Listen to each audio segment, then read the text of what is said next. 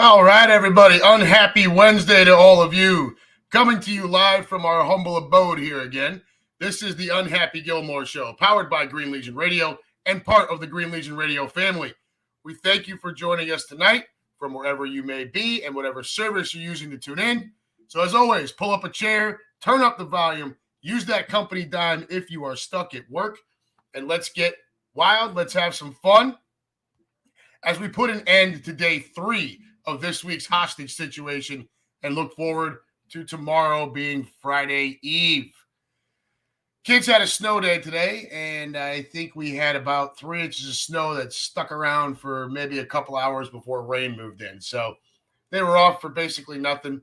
A lot of call-offs at work today. Was a little bit of a stressful day, but just want to get things rolling. A couple things as always before we get rolling. If you are tuning in on Facebook or Twitter, please do not forget to like, follow, share, and subscribe to the Green Legion pages. If those services are where you are comfortable, we totally get it. But the YouTube channel is the best way to view, listen, and comment on any Green Legion Radio show. So please do us a solid. Even if you're more comfortable, Facebook, Twitter, go ahead on over to that YouTube page. Click that subscribe button, hit the little bell next to it so you get notifications every time one of our shows goes live. If you cannot catch our shows live, you can always watch or listen later on any of these services, but also on Spotify, Apple, or wherever you get your podcasts. And our final note, our nest at the back porch, a great, wild, and fun division weekend. The big win over the Giants again. We launched our first social media group this week, calling ourselves the Midwest Eagles Nest. We'll see how that goes. It's on Facebook. Big shout out to Steph with the Green Legion. I had an idea for what I wanted to do for like a cover photo for us. I just, again, kind of like the cover art for the show. I don't know how to do all those things. So Steph was very gracious with her time, was able to help us out, and it came out awesome. So big shout out to her. It came out great. And as we talked about last week, we built a pretty solid core up there, and everyone brings something different to the table. And we're looking forward to another awesome game day this week. Over here in the room, David Califoot says over on Facebook, on our way home, 17-hour trip leaving Des Moines, Iowa now. Boy, that is way out there. He says, let's go, birds. Traveling along the way with 2 adults, 3 kids, and 1 pit bull in the car. Brother, that is a long trip. It might take you a little Sunday to get there. Be safe out there. The weather can be no joke out in the Midwest, so be safe. Keep your eyes on the road, will you? We love having you here, but like to have you here for long term. Lou Mancini in the room. Hey, buddy, what's going on? Bryant Walden also in here. And, of course, Keenan Harbin, who likes to chime in right away. The Cowboys suck, and we are definitely going to make some fun of them here in a little bit. Samantha Sam is in the room. She says she's okay. I'm assuming you're talking about Steph. Yeah, she does a pretty good job. She was awesome. All right. Listen, y'all. So you see what I'm wearing here, and there's a purpose for that. So before we get to our fun this evening, I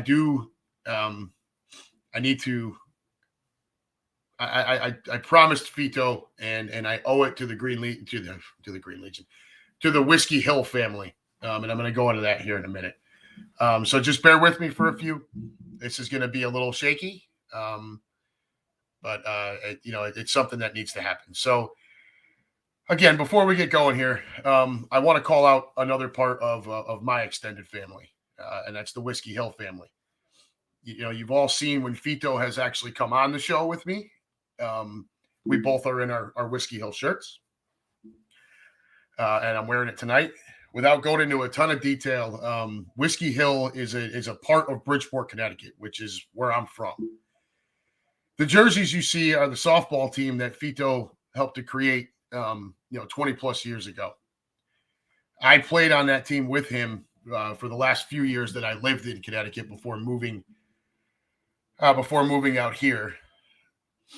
And the team itself actually still participates in the Bridgeport Co-ed Softball League, which just celebrated its 50th year playing in the summertime. They play at Beardsley Park in Bridgeport. I don't know if any of you have any idea where that is, but it's over kind of off East Main Street on East.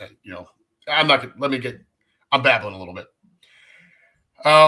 Last week, in a really terribly tragic accident, the Whiskey Hill family lost the young man who was going to lead the team going forward. That Fito has taken on a role leading the actual at the head of the actual league. Nathan Montalvo, aka I-95 Nate, and they called him that. Truck driver. He was always up and down I-95. Crashed terribly, and again, I'm not gonna give you all the specifics, but he went off the road and did not survive the accident. I did not know him personally. Started playing with the team long after I had moved away, but through Fito and his lovely wife Desi and other members of the Whiskey Hill family and the social media posts that you see all the time, you could see why Nate was so very much loved and such a huge part of not just the Whiskey Hill family, but likely any group that he came into contact with or was a part of. He unfortunately leaves behind 3 sons and a large, loving family that undoubtedly extends far beyond the boundaries of just bloodlines. So for my Whiskey Hill family, if you're listening, if you listen later on, we just want you to know that our hearts, thoughts, and prayers are with all of you, and certainly with all of Nate's immediate family, during this very difficult time. I've talked to Fito. I talked to him last week on the phone. I texted with him a little bit last night. Yeah, he's having a hard time. This was like his best friend. So, it's a really tough time for those folks, for the Whiskey Hill family. And, like I said, I didn't know him personally, but when the Whiskey Hill family suffers, we all suffer. And, it's times like this when you've moved away from home, when things like this happen, is when you really wish that you didn't, that you were still there, because you just want to be there for everyone. And really, the only thing I can offer is to be there over the phone and, any kind of advice or help, or if someone just needs to talk, I'm here for all of you. So, y'all in the room, thank you very much for bearing with me there for a couple minutes. Vito, I know you said you were going to try to listen early on, but I also know you got your hands full. So, brother, if you're out there, I love you, and you reach out to me anytime that you need to. I told you that. You get your head right. Don't you worry about coming on here and mixing it up with us. We're here whenever you're ready. All right. For you guys that don't know, Fito had been wanting to come on more often and have some fun with us. So he's dealt with, Nate is a huge blow to him. He also lost another very close friend's mother the week before, and it's been a very tough time going on over there. So he's a tough guy. The best advice I could give him was to get himself right up here, get himself, grieve, do all the things you have to do to go through the phases of grieving and be strong, because, he's kind of the leader of that group. And when you're the leader of a group during times like that, the group is going to look to you.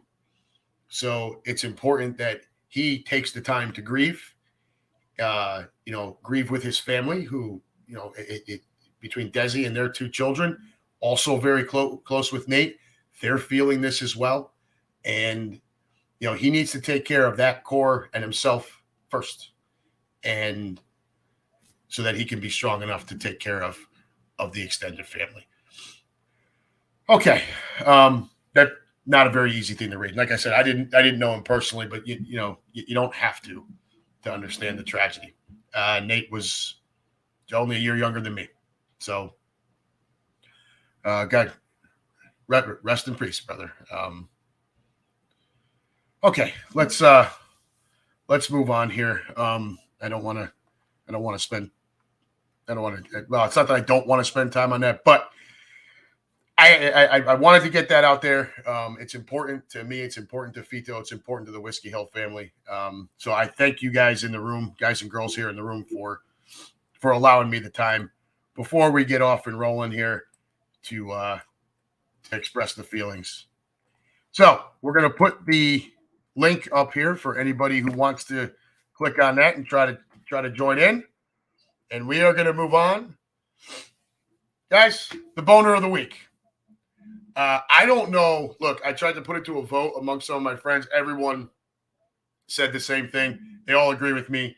The boner of the week is undoubtedly Shannon Sharpe. It has to be Shannon Sharpe, right?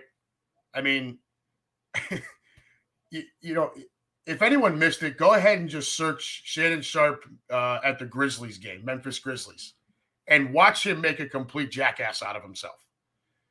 Like, dude, you are 54 years old, and you're out there trying to pick fights with basketball players for whatever reason. I don't care the reason. You're 54 years old. Act like it. Just because you work with Skip Bayless doesn't mean you have to behave like as much of an ass as Skip Bayless. Okay? You're 54 years old. Well, you know what? I think I speak for everyone. Shannon, we're just going to need you to do better. Okay? And for God's sake, lose the Cosby sweater while you're at it. Okay? You jerk off. So that's your boner of the week, Shannon Sharpe. If anybody's got anyone else they want to nominate for that, feel free. But to me, it was Sharpe in a landslide for how he rolled there. Let's see who else is in the room here. Lou Mancini says, sorry for the loss. Thank you, my brother. If any of you guys are friends with Fito on Facebook or wherever else, if you've spoken to him or anything, won't hurt to drop him a line. Just let him know you're thinking about him. All right. He's a good dude and he needs all the support we can give him. David Califoot, damn bro, as a truck driver myself. Yeah, man. It's tough. It's tough. Weird situation, but who else do we got in here? Kevin Rice. There he is. Part of our Midwest Eagles Nest family. Looking forward to seeing you on Sunday, my brother. Guys, girls, we're going to stick to all football. Congratulations to Scott Rowland for the Hall of Fame. Look, I really think the Hall of Fame has really become the Hall of Very Good as far as baseball goes. But I like Scott Rowland. So if there was going to be a guy to get in, you don't hear about him linked to steroids or anything like that. Good dude, great defensive third baseman. So I'm not here to have arguments about that. I'm not here to talk baseball tonight. There's going to be plenty of that coming up in the next few weeks. We are here to talk all football tonight, kids. So we're going to go to the AFC first, right? Well, let's dive right in. So the unhappy Gilmore went 3-1 for divisional weekend. It's now 8-2 overall for the playoffs. Not too bad. It's too bad I don't gamble. But anyways, AFC first, Bengals at Bills, the disaster of the weekend. Absolute disaster. Bengals dominant in the blowout win, 27-10. This was the one that I got wrong. I had the Bills in a narrow victory. Good Lord, that was an absolute joke. So any of my other friends out here in Cincinnati that rooting for your Bengals, hey, it's not like I didn't think you could win. I just thought Buffalo would, and I picked it in a close contest. It was not a close contest. It looked like the Bills never got off the bus. And what a shame with DeMar Hamlin in the crowd and everything. You're home. It's snowing. It's a perfect Buffalo day for football. And you just went out there and laid an absolute egg. I mean, 10 points. This is all you could muster up. Look, not taking anything away from the Cincinnati defense. That front four caused a lot of havoc. But you're talking about their number one corners, Eli Apple, or as my son Grady likes to call him, Apple Crisp. I mean, the guy's just not good. And you couldn't get anything going. Most alarming thing for me in that game, the Bengals come into the game with 3 of their starting offensive line injured, not playing. And this is an offensive line that's not all that great to begin with. And they come into Buffalo. Now, granted, Buffalo, as good as they can be defensively, they don't get after the quarterback very well. But you're talking about 60% of an already very pedestrian offensive line being injured. And the Bengals marched in there and rushed for 172 yards, and Burrow only got dumped once. I'm pretty sure Joe Burrow's been sacked more times in the last 2 years than anybody in football. So that shame on you, Buffalo. I mean, terrible. Brian Walden, baseball sucks. Thank you. Appreciate that. Where were we here? And then you go to Burrow, right? So he only gets sacked the one time.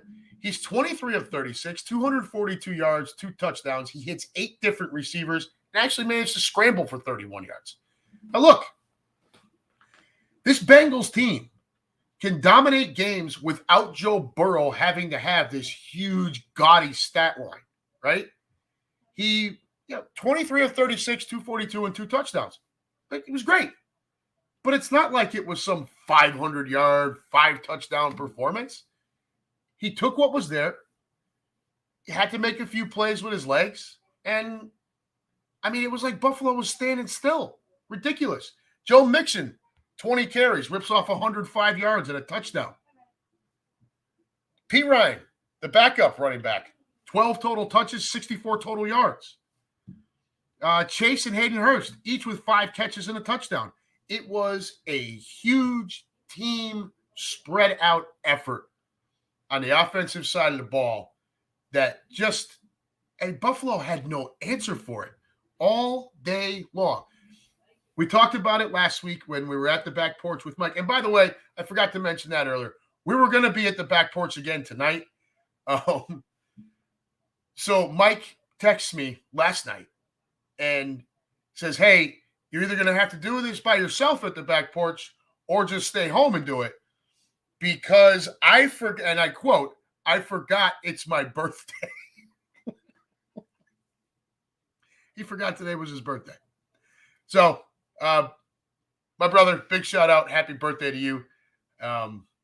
We had fun with a post earlier today with him. But yeah, so that's why we're home tonight. It actually works out better, with the Whiskey Hill and everything. But anyways, back to the games. Yeah, just the beatdown.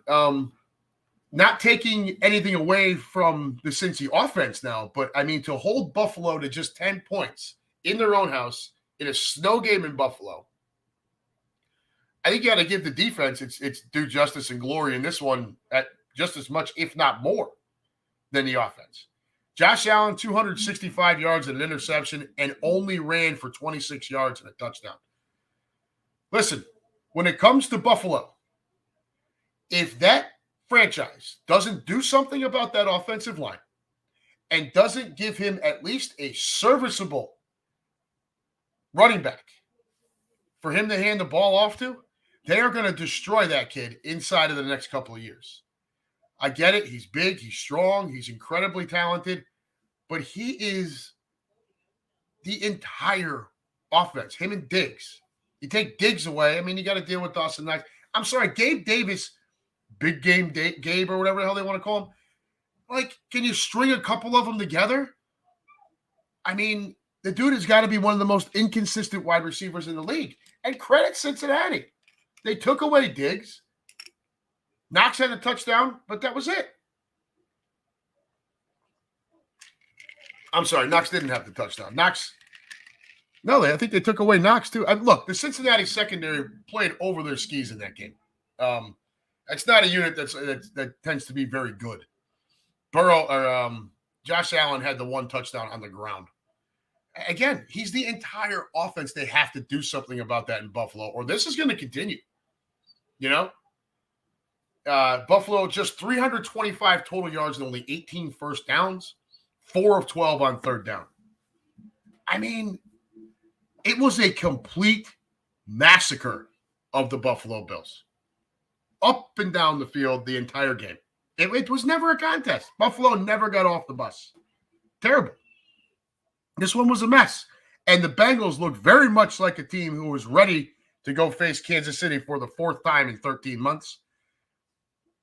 We're going to talk about that in a couple minutes. I want to hop over here and see your thoughts on that first game that we just talked about.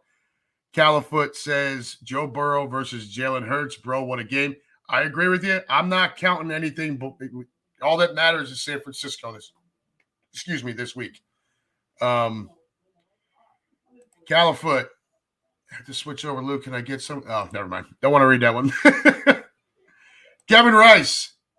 Eli Apple looks like the hammerhead shark in the movie Shark Tale. What the fuck, dude? Lou Mancini. I thought Cincy was coming in hard, and they did. Yeah, and I think that's a great point, and it's something we talked about last week. I wanted that matchup because I thought you would have a very inspired Buffalo team playing at home likely with Hamlin in the crowd, and then a pissed off Bengals team feeling like they at bare minimum should have had a neutral site option for that game, coming in hot, coming in angry, and I thought it should have made for a great game. I think we were right about Cincinnati, but it looked like Buffalo was just dead flat, man. They just didn't show up, and credit to the Bengals for taking it right to them, stuffing it right down their throat. David Califoot. I'm scared of Cincinnati. I'm not afraid of anyone. If I've got a healthy Jalen Hurts, I'm not really afraid to play anyone. But again, we are playing San Francisco this week, not Cincinnati. So let's not count anything before we get there. Lou Dominguez in the room. How you doing, my brother? Joe Burrow said, "Fuck your neutral game. Look out for those Ticketmaster refunds." He sure as hell did. Better get those refunds. I was not a fan of how Eli Apple acted at the end of the game. That was classless and uncalled for. And, if I'm Joe Burrow, who is the unquestioned leader of that team, I'm in that guy's face in the locker room. Maybe when the cameras aren't around and all that stuff, but I'm in his face like, bro, that's just not how we're going to behave here. We took care of business. We kicked their ass. We proved to everyone that we were the better team. No reason to rub salt in the wound. Knock it off. Keenan Harmon, the audio is much better at home. The white noise at the porch is irritating. Yeah, I get it. And I can't hear that when we're there. I don't have my headphones on when we're there because I've got Mike sitting right next to me. So I probably need to go back and pay a little bit more attention to that, see if there's anything we can do about that. Because we're going to continue doing shows from there. But we'll try to figure that out and clean that up for you. But I could see where that might be a problem. All right. Jump over to Jags and Chiefs. This was the game that myself and a lot of others thought would be the disaster of the weekend, and it turned out to be, much better than that. 27-20. I think Mike actually had this as a closer game than I was expecting. I thought this would be the beatdown. Obviously, the biggest story coming out of this is the elephant in the room. It's the health of Patrick Mahomes and that ankle sprain. There's no chance he's going to be 100% come game day. He's going to play. Andy Reid, I guess today, said he's got nobody on the injury report. Well, I get it. And I like the confidence and yada, yada, yada. But let's not kid ourselves here. The guy's got a high ankle sprain. And he was definitely limited in mobility after that happened this past weekend. Now, what happens is it'll numb up and, you can go. But flash forward to this Sunday, and that thing is going to be sore, and he is not going to have that mobility. And look, Patrick Mahomes, he rushed for 337 yards in the regular season. Not a ton of yards. 337 and 4 touchdowns, I think it was, during the regular season. It's not about his ability to scramble and take off for, 10 big chunk yards like a Jalen Hurts or like a Lamar Jackson or even Sunshine there in Jacksonville. It's more about his ability to slide side to side in the pocket, feel the pressure, slide up, slide out of the pocket, and get up to the line of scrimmage before getting the ball out. It's much more about his immediate mobility. And it's his right ankle. That's the plant leg, right? So if he's going to, if he's got to stop it, he's not able to twist on that thing. And he's likely not going to be able to. Now, he's also got one of the most elite arms that you're ever going to see. The kid is effortless with the throws on how much smoke he can put on it. So he does have that going for him. But again, the mobility, right? And, the Jags couldn't really take advantage of it. It was a shame. I thought that was their opening to definitely try to make something out of that. And it just didn't happen for him. He's going to face a much different front four against Cincinnati. So his offensive line is going to have to step up big time. I don't know how they do that, but it's going to have to be a thing because he's not going to be able to move around. You might have to keep Kelsey back to chip a little bit and then go out on his route. We don't know. Andy Reid and and the offensive coaching staff there, they can come up, and Bieniemy can come up with some.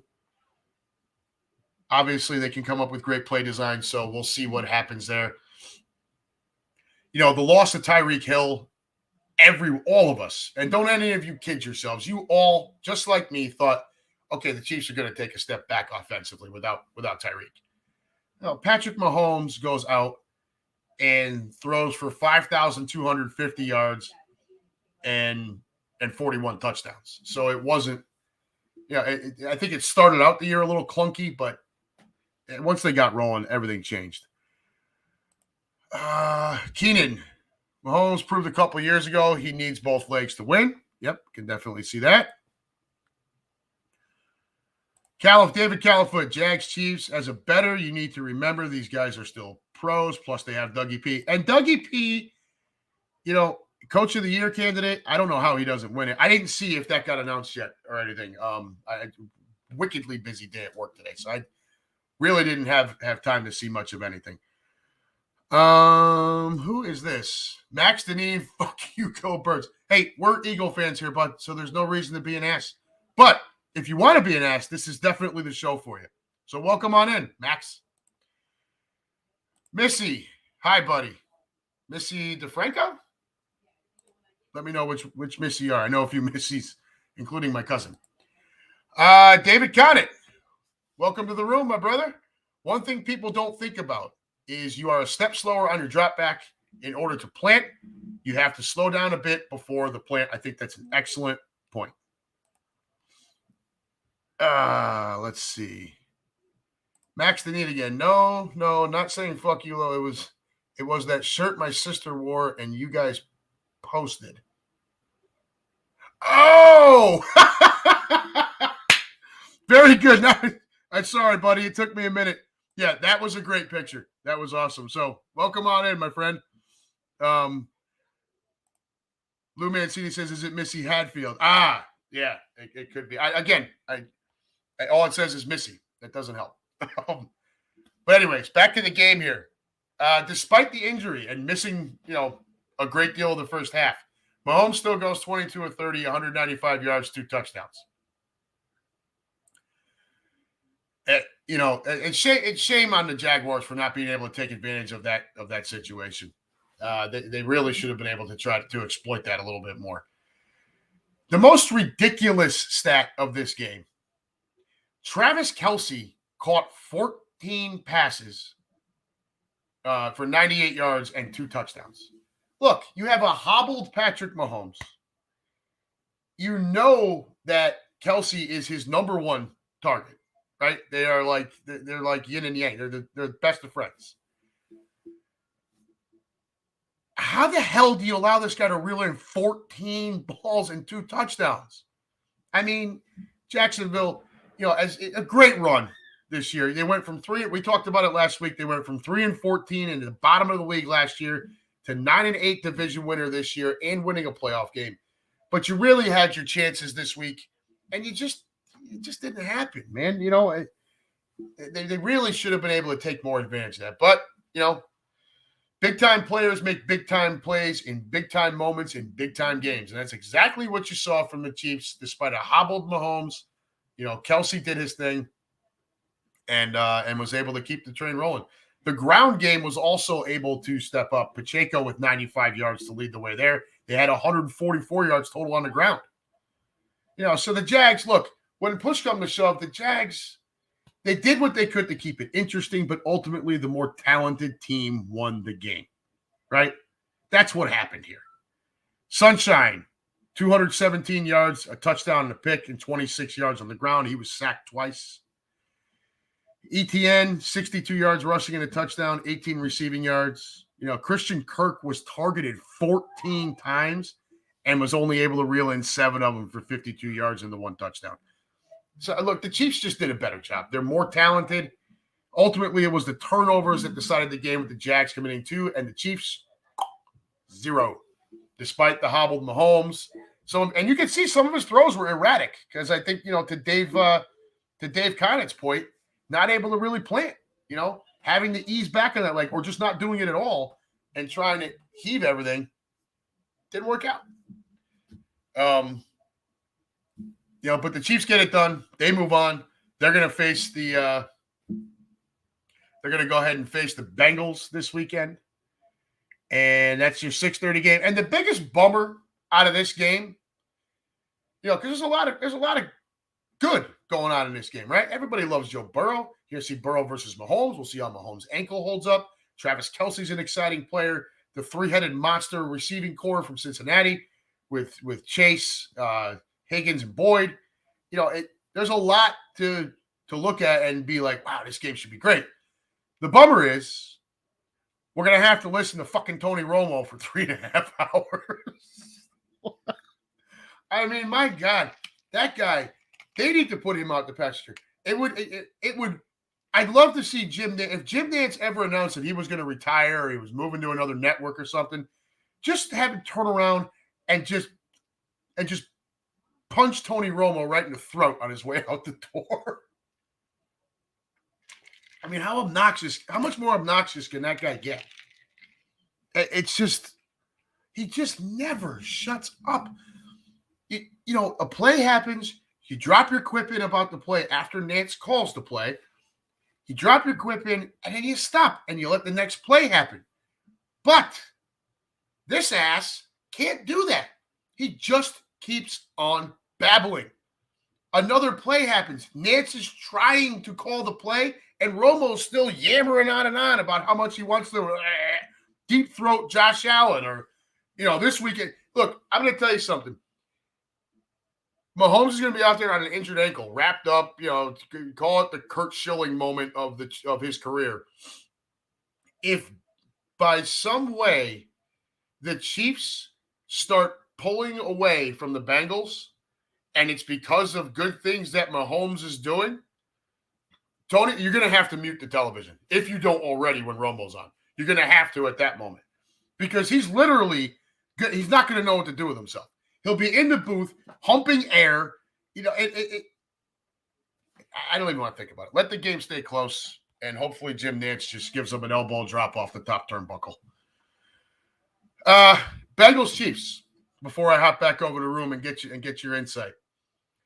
Over the last 13 months, the Bengals have beaten the Chiefs 3 times, including that huge comeback victory in last year's AFC Championship game. The other 2 are regular season. They're at Cincy. You guys remember that AFC Championship game? Right before halftime, the Chiefs are beating the hell out of Cincinnati. And right before halftime, they got greedy. And they tried that little swing pass to Tyreek Hill, and it got blown up at like the 5-yard line or 3-yard line or whatever. And the Chiefs got nothing on that drive. And I remember texting a friend of mine and told him, I understand it would be a huge comeback, but that's the type of play that loses you a playoff game. And the Bengals came back and won. I'm not sitting here trying to say I'm Nostradamus or anything, but the Bengals did come back and win that game. And I believe that one play sparked. They came off the field, despite being down a bunch, they came off the field feeling like they had a little bit of momentum there. And it carried. And Joe Burrow is that guy. You can not like him for the, I'm one of the 2 elites comment, but he's not wrong. All right? All 3 of these games over the last 13 months have been decided by a field goal. So expect this one to be tight again. I expect it to be a tight game. Joe Burrow, this is his 3rd year in the league, 2nd year in the playoffs, has already won more road playoff games than Peyton Manning and Joe Montana. Now, granted, Manning and Montana didn't play as much on the road, but it's not like they didn't ever play on the road. So, 3rd year in the league, 2nd year in the playoffs, it's pretty impressive. Patrick Mahomes is likely to win his 2nd MVP award despite losing Tyreek Hill. It's just 5,250 yards, 41 touchdowns, another 337 on the ground, and 4 rushing touchdowns. What is that, 45 touchdowns? I think he threw 12 or 13 interceptions. Yeah, I'll take my chances. The Chiefs finished 2nd in the NFL with 55 sacks. The Bengals were 29th with 30. All right?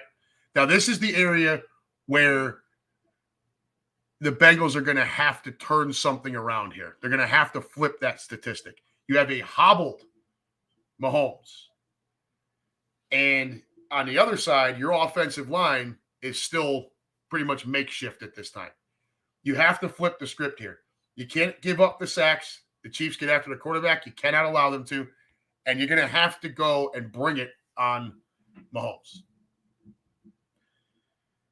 I think that right there, just the trenches right there.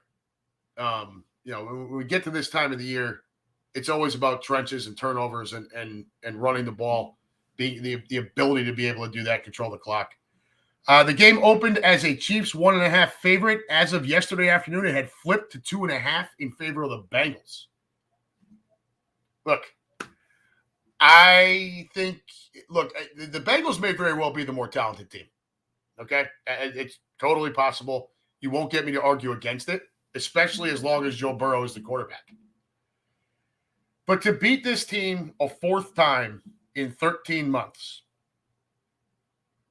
2nd time in Kansas City, also 2nd time in an AFC Championship game, is a very, very tall task. The Bengals are certainly capable, okay? But that is a very tall order. I want to see Philadelphia versus Kansas City. And so I am going to go ahead and I'm going to pick Kansas City to win this one 31-27. That's how I feel about it. Let me hop over here. I know you guys take on a life of your own over here. There's some more Super Bowl talk going in here. Stop it, guys. Stop it. We're not playing the Bengals this week. We're playing the 49ers. It's making me crazy. No. What do we got going on in here? Russ Taylor, what's up, bitches? Let's see here. Russ Taylor, thank you, Bengals, for winning that game so we didn't get a neutral site game that the NFL wants. Yeah, I didn't want to see that game go played in Atlanta either. I thought the bigger problem was that Bengals-Bills game wasn't a neutral site. I think it should have been. We talked about it last week. I'm sure all of you have had these conversations in your own private lives. Once the NFL opened up the possibility for the Bills Chiefs to be a neutral site AFC championship, the same should have gone for Bengals Bills AFC division round. That should have been neutral site. You play in Detroit, take the weather out of it, and it's roughly equal distance for both teams, and you just have at it there. They chose not to do that.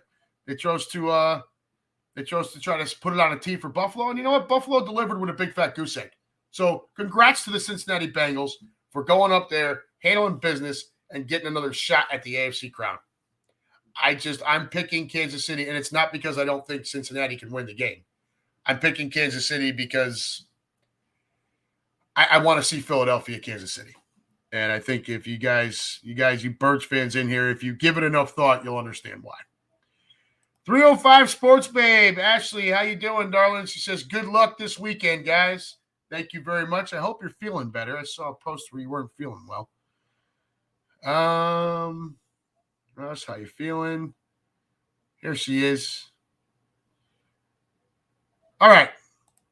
Russ, is Mahomes going to be able to move around? Russ, you're late to the party, man. We talked about all that. He's not going to have that mobility. Sliding around the pocket, playing on a leg. He's just not going to have that kind of mobility. David Califoot says KC doesn't have a chance. No shit. Are you passing through Cincinnati on your way here with that attitude? They'll love you here, brother. All right. That's the AFC. Now, for the varsity. Well, one more quip here from Kevin Rice. Joe Burrow is determined to win this game in KC this weekend to stop the critics about the past history of the Bungles. Kevin, I'm gonna say something now. I think that past history of the Bungles is already put behind them as long as this team as long as this team is together. Joe Burrow, this is 2 straight AFC championship games.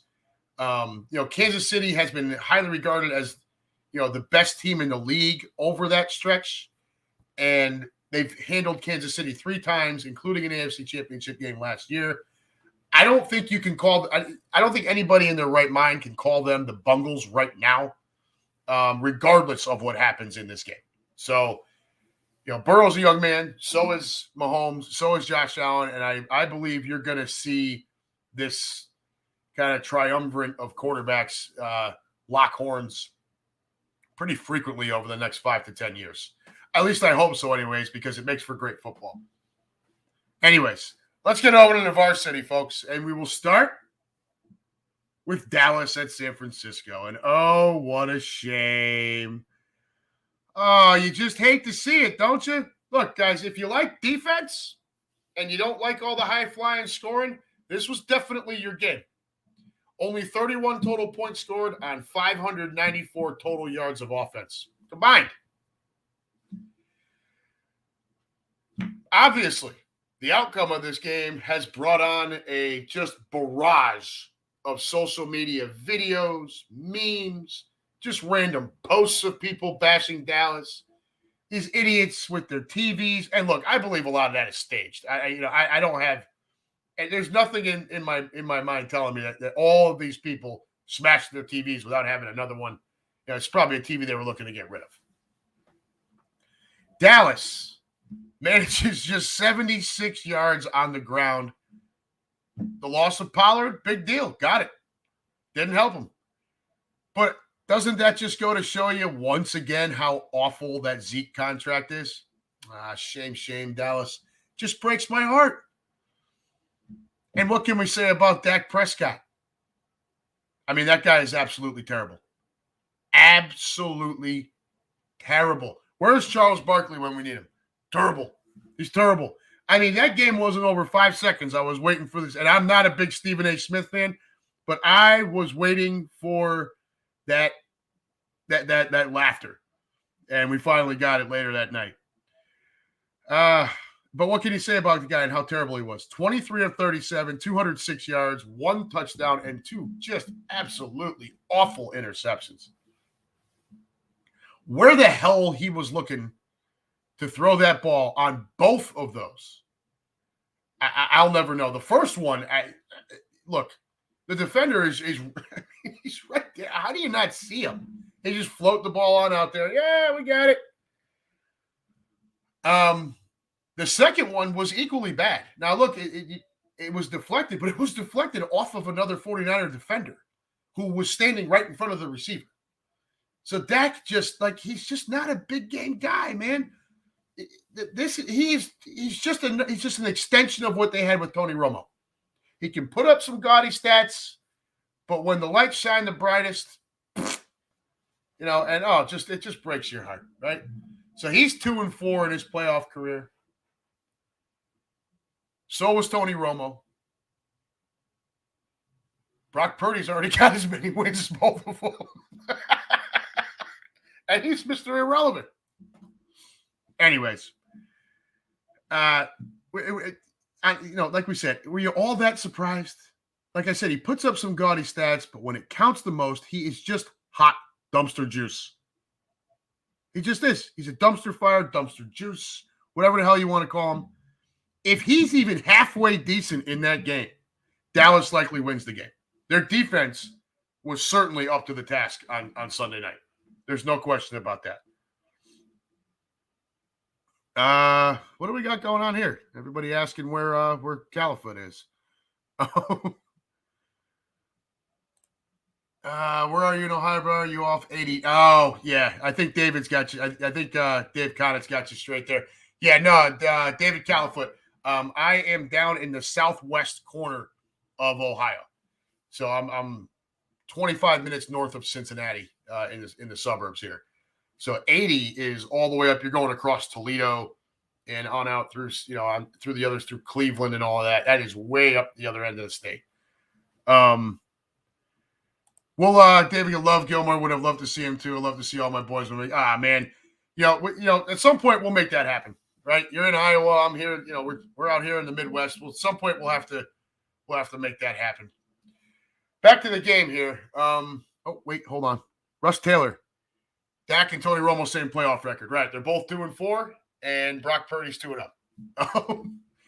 But hey, look, let's be honest about Brock Purdy. He was not great. Okay, but he didn't make the crucial mistakes that Prescott did.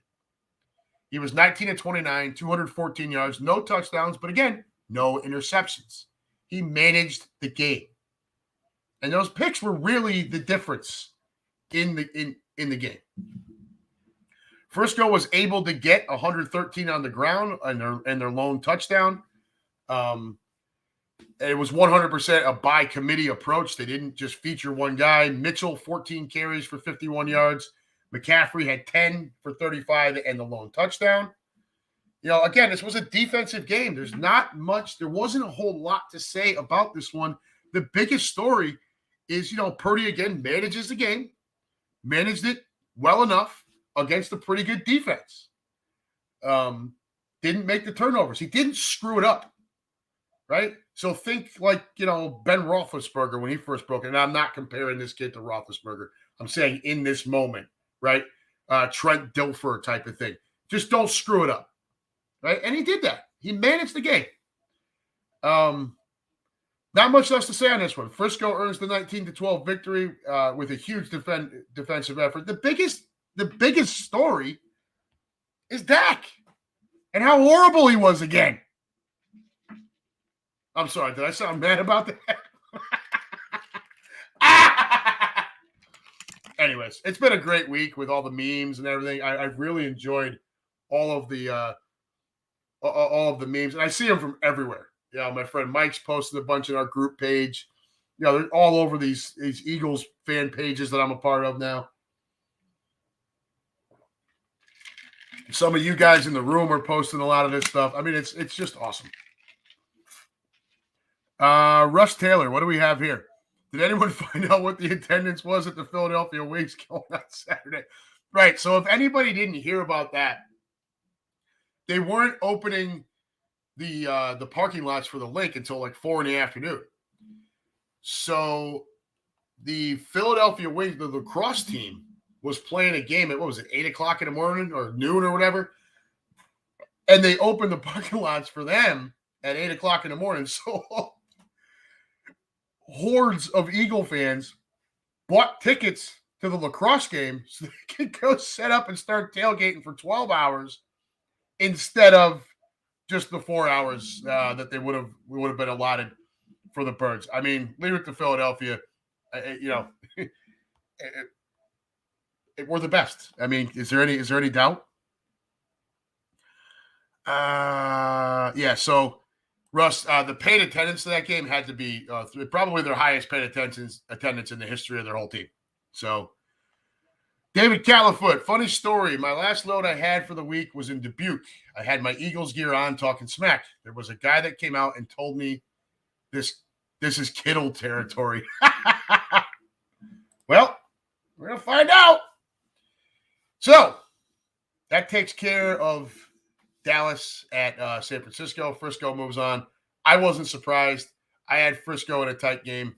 I had a little higher scoring than that, but ultimately not a shock. And finally,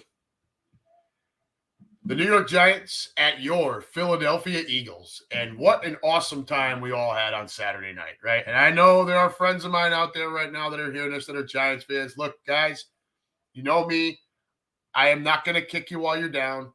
Had that been a tight game, I might talk a little more smack. But that was we just absolutely just wiped the mat with you. So it's not, I'm not going to do that. We are going to go over stats of the game. So if you don't like those, and you probably don't, I would, maybe mute me for a little bit and, come back when we're done. Anyways, when we talked about this one last week, I had us covering, but said 28-20. The spread at the time when we did the show was 7.5. So I had us covering, but guys, I didn't see this coming. Okay. There's no way I saw this. I know some of you out there thought it was going to be a big time beatdown, but 38-7. I mean, holy crap on a cracker. And where do you even start? There was just, there you go, Kevin Rice, more cowbell. Damn right. So our group out here, we're in the Midwest. So I have the cowbell that my wife, I showed you guys that my wife Michelle got me for Christmas, and I bring that to the games, and we ring that some bitches. Hey. And then after every touchdown and everything, it's just a great time. Yeah, we're loud. We have an awesome time. To the game, where do you start? I'm let's just go over the defense. Daniel Jones went 15 of 27 for 135 yards, 0 touchdowns. The one pick by Bradbury, which was absolutely beautifully read by Bradbury, jumping the route. He was also held to just 24 yards on the ground, and we sacked him 5 times. He did fumble once, but they didn't lose the fumble. They did retain it. The 24 yards on the ground, look, I didn't expect him to get much through the air against us, but I was concerned going into the game containing him and Barkley on the ground. All right? 24 yards on the ground. It was just, by the time by the time they caught their breath, it was already 28-0. So you really and that's exactly what the Birds needed to do, right? Don't allow them to have the opportunity where they can relax a little bit, where they can take their time on offense, where they can run the ball more, or at least try to. You come right out, you pop them right in the mouth, and you take control of the game, and you just run it up so they have to throw. And look, guys, this isn't news. When it's had to be all on Daniel Jones's shoulder, coming back, being down and having to come back, he's not proven to be that guy. Not against a good team. Okay? Saquon Barkley, 9 carries, 61 yards, 2 catches, 21 yards. He was a non-factor. Pretty much the whole night. Lou Mancini, spot on right there. That D-line was absolutely relentless. Maintain that level and we'll be fine. I agree with you. And I think if you watch, you can see what Gannon's plan is. I know a lot of you hate Gannon. I'm not, this isn't going to turn to a Gannon pro or con fest here. But what he does is, he plays that zone behind the front four. But that front four is so talented and so relentless and deep with the rotation that it just eventually wears that offensive line down throughout the game to the point where come third, fourth quarter, they're gassed. And that's when you start to see the pocket breaking down more quickly and things becoming a disaster. This game got out of control way too early. The Giants managed just 227 total yards and 7 points. They were 5 of 13 on third down, 1 for 3 on fourth down, and their time of possession was just 24 minutes and 17 seconds. That was, you can't ask for a better performance out of your defense than what you saw Saturday night. But wait, there's more. Over to the offense. Patrick Mahomes, like we talked about before, is going to win the MVP award more than likely. And, and he probably should. That's a huge season after he lost his biggest weapon. But is there any doubt that Jalen Hurts is likely equally deserving if he doesn't miss those 2 games? Just take a look. The second play from scrimmage, the downfield shot, right? That told you all you needed to know right there about where he was, how comfortable he was, and what we were looking to do to come out of the gates that night. We weren't going to ease into anything. We're coming right after you. We're going to run it up. We're going to stuff it down your throat. Who is this? Braden Payne. This has to be one of my son's friends. Yep. This is my son's buddy. He says, "Who day? Hey, good job against Buffalo. And, it should be a hell of a game against Kansas City. You guys play against them very well, winning three straight times against them. So good luck to you on Sunday night." Keenan Harmon. The best part of that game was coach yelling, "I know what the fuck I'm doing." Anyways, Hurts, right? So is he not equally deserving if he doesn't miss those 2 games? If he doesn't miss those 2 and we win those 2 and he puts up his normal type of stat line, I'm not sure Patrick Mahomes is your MVP, despite his big season. Anyways, to this game, Hurts so good. 16 of 24, 154 yards, 2 touchdowns, no interceptions. 34 more on the ground with another rushing touchdown. Beautiful. And guys, we once again ran the ball straight down an opponent's throat, and there was absolutely nothing they could do about it. Nothing. 268 total yards on the ground and 3 touchdowns. We talked about the 34 and a touchdown with Hurts. Gainwell, 12 carries, $112 and a touchdown. Sanders, 17 carries, 90 yards. Boston Scott, 6 carries and a touchdown. The Giant Killer has scored at least 1 touchdown in all 9 of his career games versus the division rival Giants.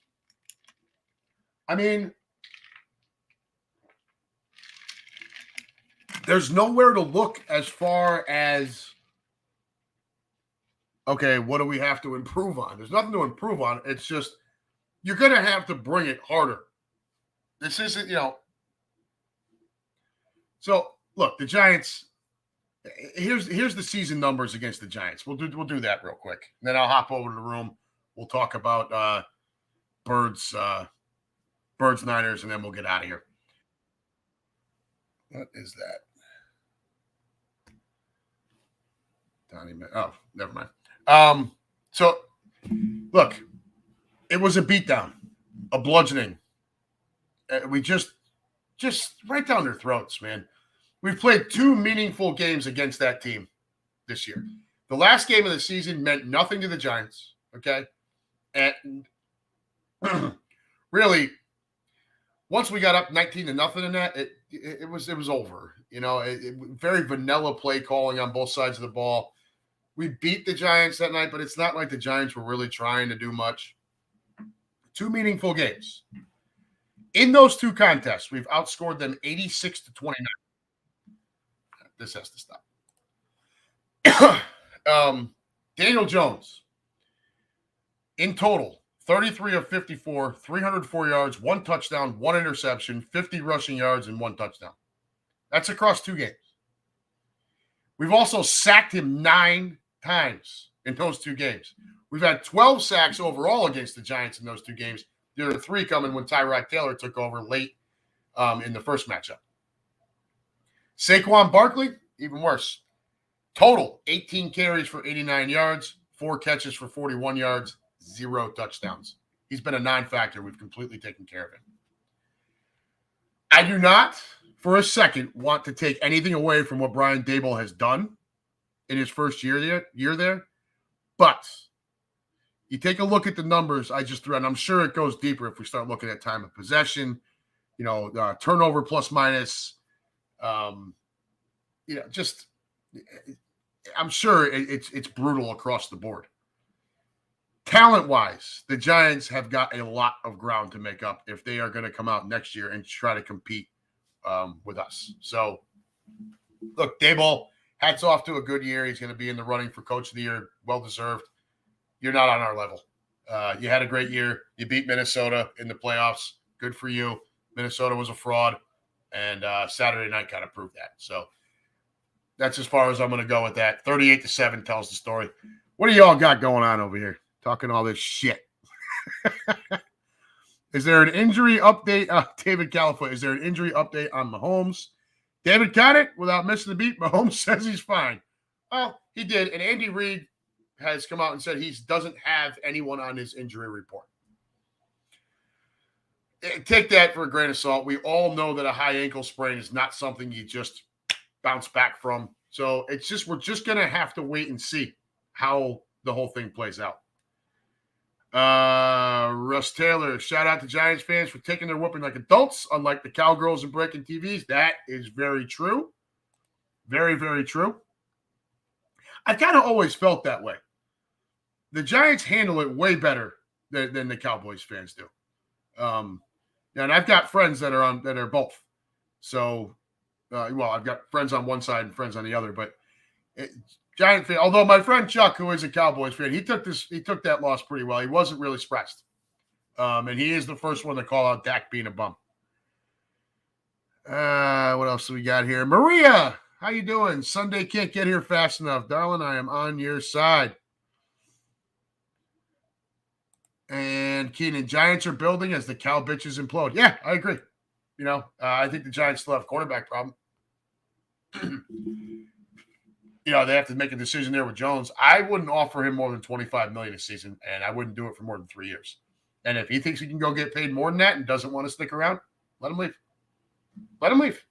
Go get somebody else. Get a veteran as a stopgap or something. But I'm not paying that kid more than that. He's not. I just don't think he's that guy. Maybe they go spend the money. Maybe they give him the bag, or maybe they tag him. But good God, if you tag him, Giant fans, now you're paying him the average of the top 5 quarterback salaries. That is a big number for a guy that has really been mid to below mid his entire career. Okay? So we're going to leave it at that. That's enough Giant bashing. Kevin Rice. I'm glad you brought this up. Any news on Maddox? Also, the kids in the movie Little Giants could have played better than what we watched. Come on, man. The annexation of Puerto Rico didn't work for you? No, Maddox. So to address that, the last thing I heard was Sirianni saying that there is a chance Maddox could play, and that obviously is something you definitely want. You slide Gardner Johnson back to the safety spot, Maddox as your nickel corner, and you move on from there. But let's move on to Niners at Birds before I get out of here for the night. I am starving. I believe we're having eggs for dinner tonight, so I'm feeling very snooty and aloof. Niners at Birds. Listen, guys, as great as this whole conversation has been about how we beat up the Giants, we are not playing the New York Giants this weekend.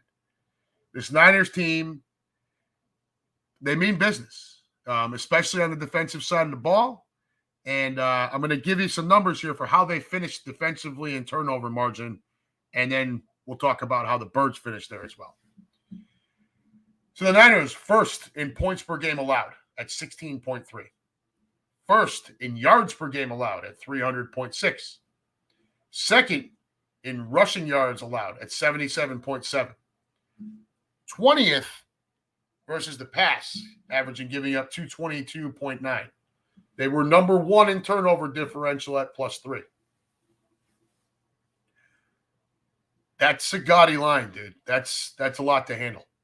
A lot of what we do offensively and how that passing game tends to open up is predicated on our effectiveness in being able to run the football and the threat of us being able to run the ball. If the 49ers are effectively able to take that away, that could spell trouble. Other teams this year have taken away the run, or at least taken away Jalen's ability to run, and he's been able to overcome it by throwing the ball. That may be the story again this Sunday. But flip the script here and let's take a look at the Birds. So I told you Frisco was number 1 at 16.3 points per game allowed. We were 8th at 20.2. Frisco, number 1 in yards allowed per game. We were number 2. There is only a 0.9 yard differential between the two as far as yards per game allowed. Frisco's second against the run at 77.7. We talked about how that could be an issue for our offense. The Birds, 17th, giving up 121.6. That's a problem versus a Niner team that likes to stuff it down everyone's throat. They were 20th against the pass, like we talked about. That might be where we have to try to exploit more frequently. Us, on the other hand, number 1 against the pass, 179.8. So, and then you go to turnover differential. They were number 1 at +13. We were 3rd at +8. Now, side note on the turnovers. 8. We turned the ball over 19 times this year. 8 of them came over 2 games. We turned it over 4 times in the loss versus the Commodes, 4 times in the loss to Dallas. The 4 times in the loss to Dallas, backup quarterback. We have had 8 games, if you include the playoff game against the Giants, with 0 turnovers this year. Let me hop over here for just a second. I think we're about to lose. So Califoot, stopping at 5 Cities Brewery for dinner. Guys, look that brewery up. Awesome, great IPAs. Before you're out, Gilmore, great show. Let's get this game final prediction, 27-24 Birds. I have it 24-17 Birds. We're going to wrap up a couple more numbers here and then get out of here. David Conant, love you, Adam. Love your podcast and have grown to love all the people in the chat. However, as a Niners fan, go Niners. I expect it. We talked yesterday, Dave. No problem there. I want you to cheer the team on. Don't expect any kind of special treatment just because we're on here. But I just gave you the tail of the tape as far as team stats. Looking at the defensive side of the ball, which, again, I think is going to tell the story, right? It's pretty evenly matched, guys. We stop the pass better than they do. They stop the run better than we do. It's going to come down to who can exploit those areas. This will be the second week in a row where Brock Purdy and the Niners face an elite defense. And to be honest with you guys, they didn't look that great against Dallas. I don't expect them to look that great against us. I think the difference here with Jalen healthy, combined with Smith, Brown, and Goddard, I like our chances of being able to get that ball out, get that ball downfield against that 20th ranked pass defense. They run the ball well, and that is obviously going to be their game plan, given our run defense is very middle of the pack. And they're going to want to keep Jalen and our offense off the field. It's going to be a tough, very hard-fought game. But I think overall, we're going to have the edge, and especially playing at home in front of a raucous crowd. I like the Birds here, 24-17 in another defensive battle. So I like Philly versus Kansas City in the Super Bowl, and my reason for that is I want to stick it to Andy Reid. Okay, this has nothing to do with hate against the Bengals or anything like that. This is 100% about I want a shot at Andy Reid and to pay him back for all the years that we fell short with him as the head coach here. Funny thing I heard before we get out of here for the night, on the on Sports Talk while I was taking my lunch break today. An idiot called into the show I was listening to sorry, Dave got it, but he was an idiot Niners fan. And his statement was that Niner fans are going to show up and take over the link in Philadelphia. For lack of a better way to put it, this isn't a preseason game. This isn't the first week of the season or some preseason game, right? This isn't Southern California. This isn't Indianapolis. This is Philly in the NFC Championship game. I have no doubt that there will be 49er fans there. No question in my mind. But to act like you're going to walk into the link and take it over? Go so crazy somewhere else, kids. We're all stocked up here. All right. Look. You've got my predictions for the games this weekend. I want Philly versus Kansas City. And that's what I'm going with. So that's all I got for this week, guys. Thank you for being patient with me at the opening, so that I could read off what I had for I-95 Nate and the Whiskey Hill family. I very much appreciate your patience there. I always enjoy interacting with all of you in the room. I say it every week, and I will continue to say it every week. I say it when we're not even on here. You guys are the best. Green Legion Radio, I feel like we're very, very fortunate to have the audience that we have. How you interact with not just us, but with each other. And that's how small families are born, whether we're on opposite ends of the country or whatever. That's how it starts, and that's how it keeps going, word of mouth and everything. And I can't thank you guys enough. It's been a fun hour and change here, but I'm going to get out of here. I'm going to go have eggs for dinner because I guess we have eggs. I wasn't aware that we were still buying $5 eggs, but looked like that's what was being made for dinner. I don't know, eggs, or maybe she was whipping up eggs to make meatballs. I don't know. We're going to find out here in a few. Anyways, guys, girls, David Califoot, please, my friend, drive safely. Enjoy the brewery. David Connett, I would say good luck this weekend, but we all know I wouldn't mean it.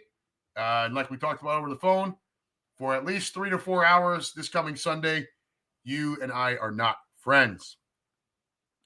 Keenan Harmon, Lou Mancini, Lou Dominguez, Kevin Rice, Maria for stopping in, Russ Taylor. I want to make sure I don't miss anybody here. Braden, my son's friend Braden. Who else do we got here? Am I missing anybody? Max, right? Did we miss a Max in here? Max was commenting. That was his sister with that shirt. Ashley, 305 Sports Babe. Hope you're feeling better, darling. Great to see you in here.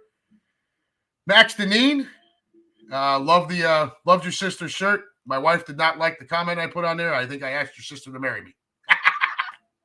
Anyways, guys, girls, and for all of you listening from wherever you may be, this has been the Unhappy Gilmore Show, powered by Green Legion Radio and part of the Green Legion Radio family. Thank you, as always, for joining us. Hopefully next week we are talking about another Birds victory en route to a Super Bowl, and hopefully we can get together at the back porch. We'll try to figure out something with the noise if we can. Until then, y'all be good. Stay safe. Enjoy your week. Look forward to Sunday. And as always, go Birds!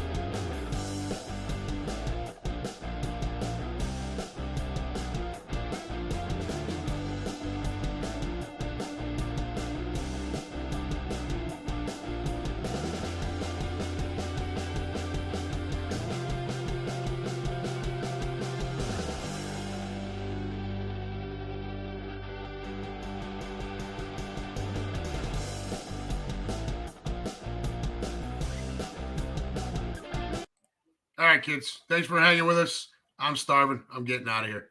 Good night, y'all. Go Birds.